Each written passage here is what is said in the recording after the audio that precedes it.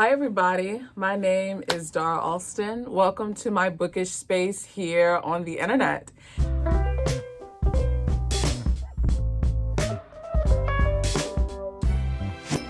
And I wanted to say thank you to the young woman who suggested that I make this video. I will put her name here. I just want to say thank you.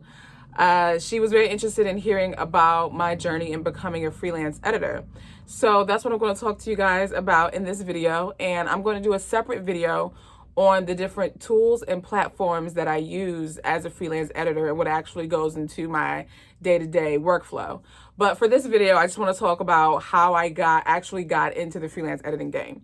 So if you've watched my reading journey video, you would know that I am or was an English major, got my English degree from Penn State, and then I went into graduate school doing interior architecture.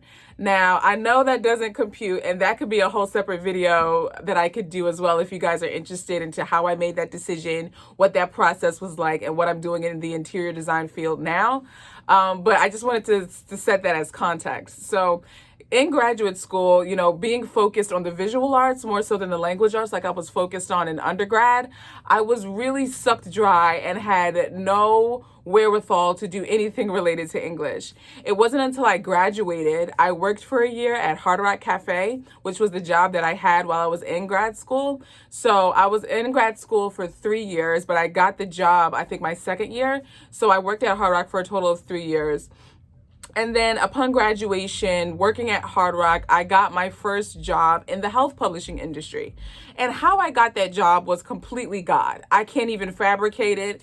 I can't say it was something in the ether. It was legit God, because I didn't have to interview for this position. I didn't have to apply for this position. Apparently, someone remembered who works with my mom. My mom had no idea what was going on. My mom didn't even know that she didn't even really know this person. And she was like, I probably had a conversation with this person once or twice, but and I probably came up in that conversation, but that was like long ago. But somehow that person remembered that I got an English degree. And so they somehow got my email, don't even know how. And I was brought on as an editorial assistant. So being an editorial assistant at this health publishing company, specifically, I worked with the continuing education courses for nurses. So there's different tracks. There's one for doctors, and then there's one for nurses. So I work specifically for the one for nurses. So I didn't actually do any editing during this time. My main focus was administrative. They had brought me on because they had a server failure, blah, blah, blah. I don't want to get too involved in it. But just learning administratively what goes behind the scenes with copy editing and being over a copy editing team, because that's eventually what I grew into. And I will tell you this, it's so funny that as soon as I got on, probably 6 months into my role, a lot of the team that I originally got brought on to left, and I became the only one who was the original team member. So it was like I legit had to learn quickly and grow quickly into a pseudo managerial role or a pseudo project manager role, if you will. And so that brought out a lot of skills that I didn't know that was in me. And once people in my church got wind that, one, I had this editorial assistant position, two, that I was doing more project management roles, they began to send some of the things that they were working on to me. So I got a chance to work on some college essays. I got a chance to work on some other different things. And of course, I did it for free. I did not charge at all. And that really began to give me experience with editing. Now, I do want to go back and say that when I got my English degree, I only took one editing class. My emphasis during my English degree was creative writing and British literature. So I really I came in with no intention on necessarily editing, but I took one editing class. It was English 417. I remember it like it was yesterday. And it was the mechanics and the science of language arts dealing with grammar and punctuation and syntax. It blew open my mind, and I loved it, and I wanted to do more of it. So I just wanted to lay that groundwork as well. And so doing these little odds and ends for people here and there while I was in my health publishing job, really kind of drummed up like, yo, okay, I can do this. I can do this. And then I went from doing health publishing into a marketing position at a construction management firm. And that position, with them even knowing that, one, I had my interior design degree, but on top of that, I had an English degree. So I helped them proofread and edit their award submissions for the projects that they did. I would help proofread newsletters, marketing materials, blogs, email blasts, different things like that. So that was more emphasis put on me learning more about editing. And then I got my first client. So my dear cousin spoke with one of her friends and told them about me, that I'm, someone who's a writer and editor, blah, blah, blah.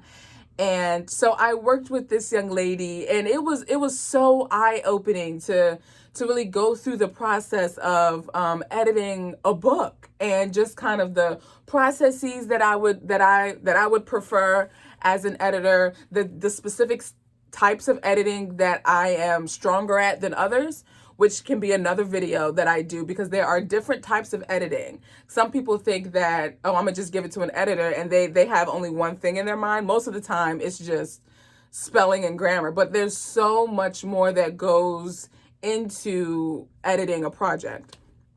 And learning myself through that project really allowed me to learn of myself as an editor and as a businesswoman. And so with that, February 2019, I got my LLC and started Avenue 89 Co., which is my digital media and print publishing company. And so with Avenue 89 Co., I offer freelance editorial services. Now, how stuff really got to pop off, I gotta say, when COVID hit, when the pandemic started and lockdown was first issued here, specifically in Philadelphia, I lost my marketing job, because primarily while I was doing the proofreading and the editing, I was also in charge of gathering and making sure everything was together marketing wise for our firm when we would go to different conferences and exhibit in different spaces. So there were no more conferences, so there was no need for my position, I understand, and I got let go. And that was really the kick in the pants that I needed to kind of push myself to really go through with Avenue 89 full time. And I began to get on this platform called Upwork, which I will talk more about in another video. Let me know if you guys would be interested in hearing that.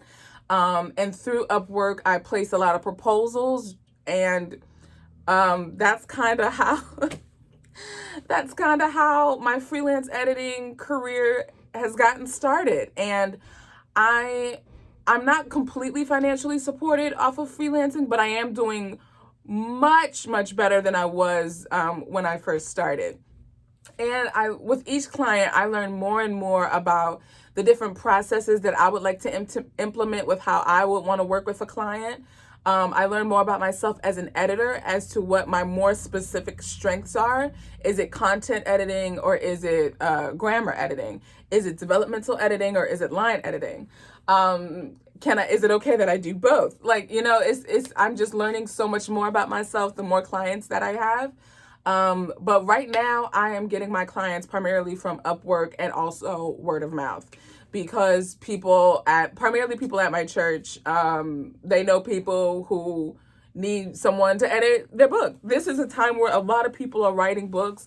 A lot of people are doing different written projects. So it's a great time to become a freelance editor.